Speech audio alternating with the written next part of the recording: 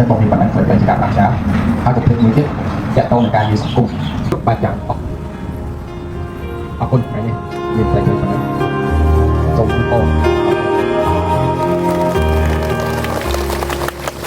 กระทรวงจุดโตนักในกระดูกจิตลูกในครูนังองค์องศาสนาสักอ๋อ